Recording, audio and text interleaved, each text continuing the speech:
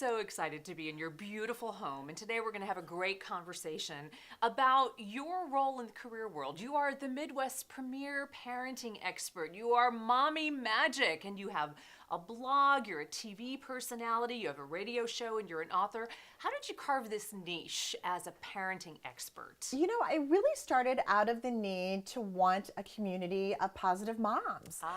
You know, motherhood's like anything else. There are lots of different ways to go about it. And when I started Mommy Magic, I really was in the market and in the need to surround myself with other moms who were optimistic, who were positive, and who were not always complaining, to be honest with you. You needed positive mom vibes. Right. And you know, if you're going to do motherhood, it's a full-time job. There are no rest days off. There are no sick days.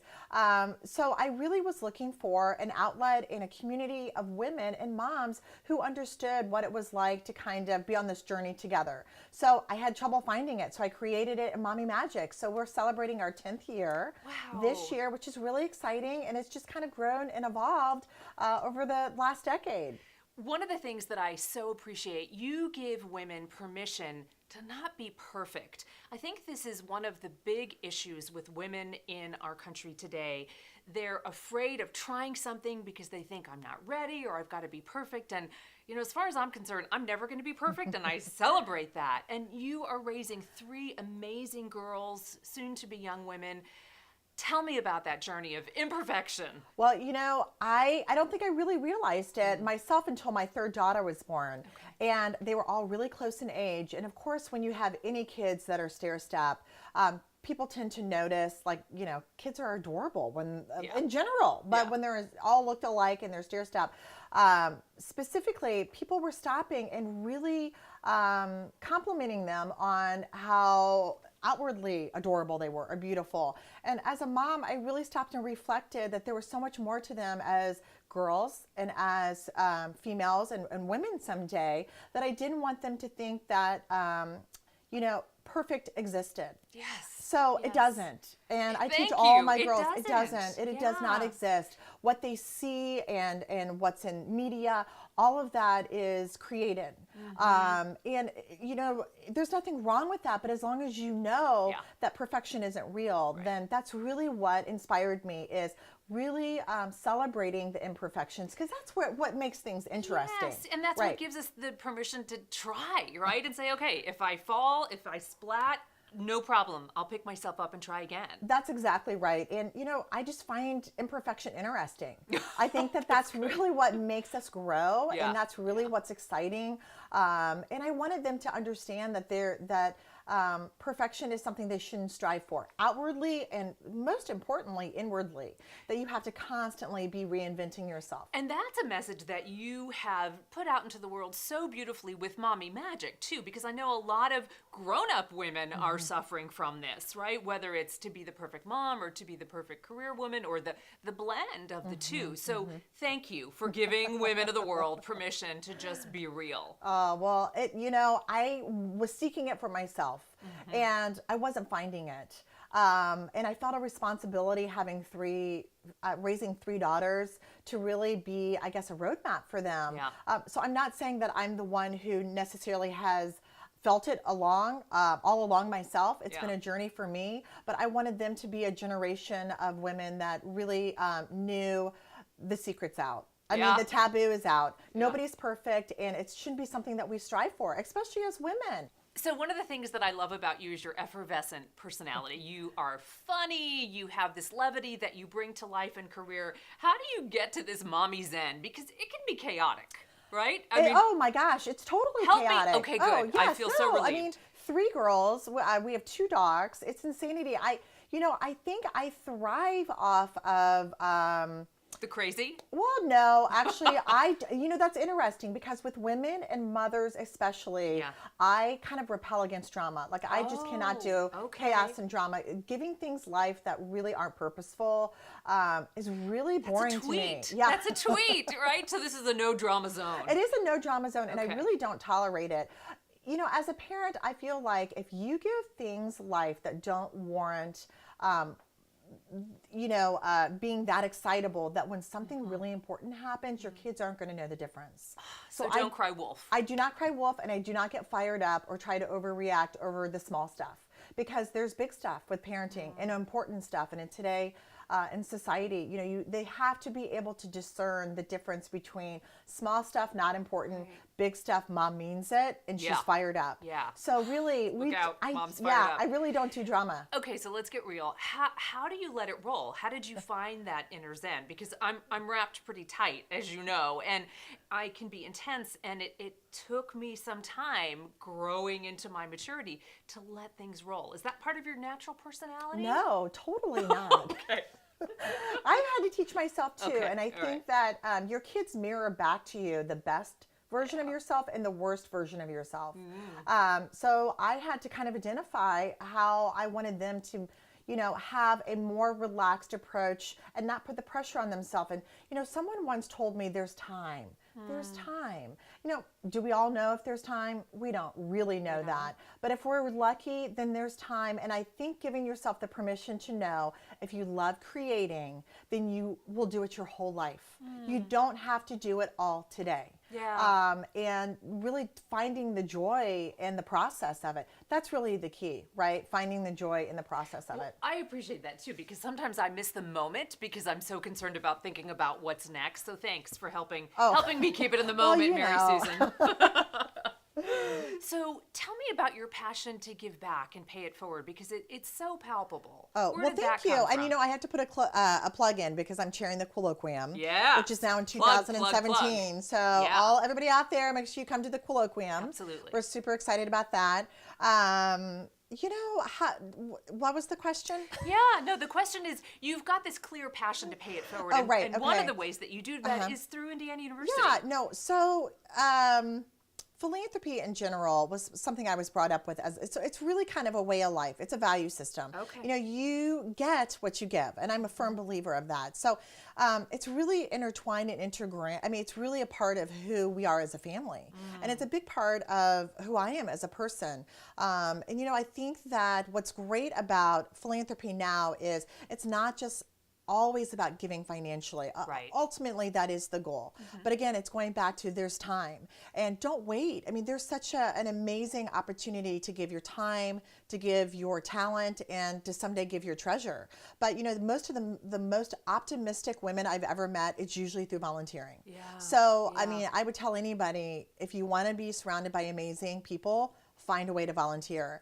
And IU just means so much to me because I have so many nostalgic memories, not just about being on campus myself, but I mean, I think there are 16 people in my family that have graduated from IU. Oh my gosh. Yeah, so there is are a legacy. layers. It is a legacy. There, and hopefully future IU alumna to come with my daughters. Do they have a choice, Mary Susan?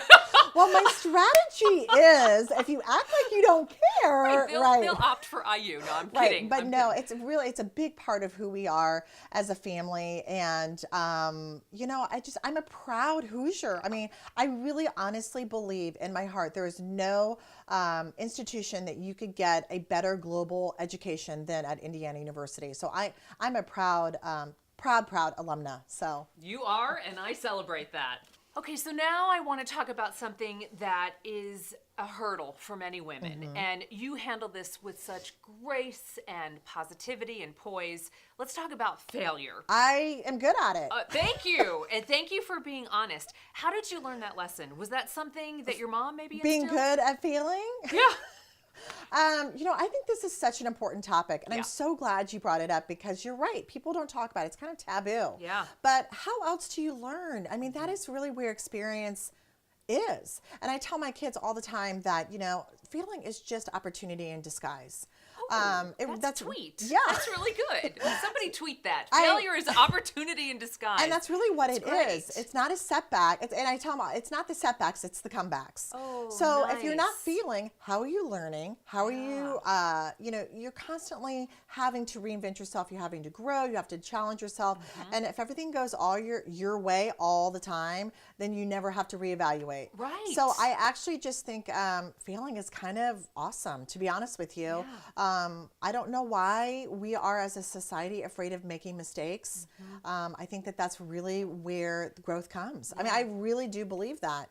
It's not the setbacks, it's the comebacks. It's not the That is setbacks, it's gorgeous. the comebacks. And as a mom, it's constantly a challenge and a balance, because every parent wants their child to do well, right? Yeah. But when your kids don't get what they want, whether it's making a team or that's when you get to teach the opportunity of perseverance and being resourceful. So what about you? I'm going to dig a little deeper. Sure.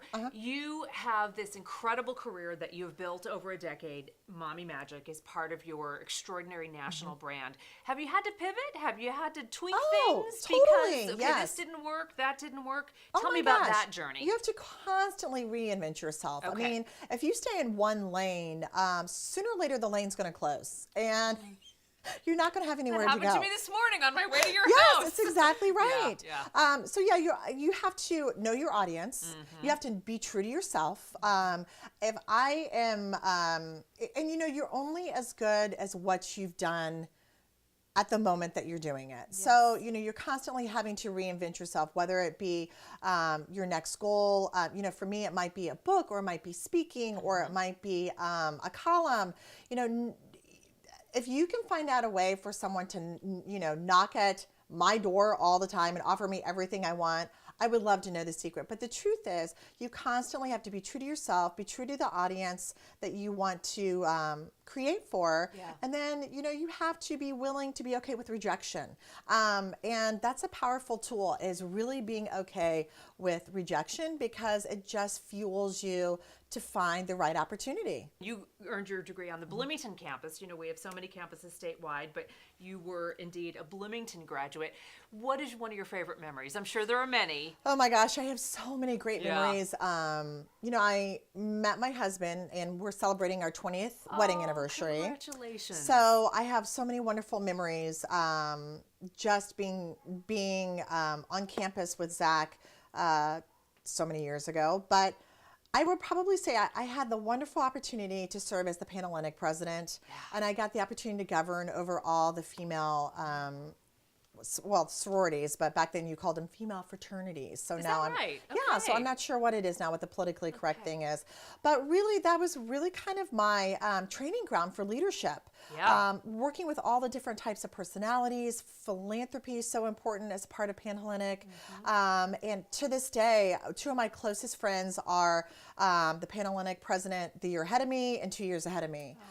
We get great. together once a month and connect, and that was really a great opportunity to learn how to work with lots of different kinds of people. And then totally on a superficial level, I would have to say I had the opportunity to be IU's homecoming queen. Totally. That's I amazing. mean, that's just totally fun, being in the IU parade. It's a big deal. Having a lot of Hoosier pride, just being in the Yes. parade and being on the field in halftime. I mean, that's just totally like, That's my kids great. want to die every time, somebody brings it up. But it was just a really great moment to just be part of IU's history. And So, thus your ambassadorship began, right? I guess where that's it all probably started. true, probably true. That's great. I did not know that. That's really, really great. So, Mary Susan, since we have this incredible IU alumni global audience, 640,000 of us alive and well around the world, which is really incredible. We've got a lot of parents out there, and you are Mommy Magic. So what's one bit of wisdom that you might share, especially with the moms who are maybe struggling Right. raising their kids or dealing with life and career? Yeah, and I would probably say my biggest piece of advice would be, choose wisely who you surround yourself with.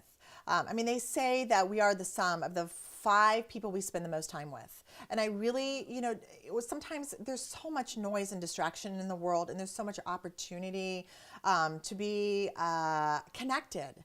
But really, the people you surround yourself with, that you truly connect with, I would say make sure that they're positive, that they're people who don't judge you, that they don't make you feel guilty, and that they really lift you up. I honestly don't think I could have really gotten through the journey of motherhood without those few select trusted people who really celebrated me, didn't really judge me, didn't tear me down, but really lifted me up. So I would give every mom, the encouragement to really surround yourself with amazing people who want the best for you, who really lift you up. So, well, I am inspired and so grateful. You inspire me and lift me up. Thank you for being in my circle of trust. You're amazing. Well, it is my privilege. I adore you, and you're just amazing. So this was my privilege. Thank you. Thank you, my dear.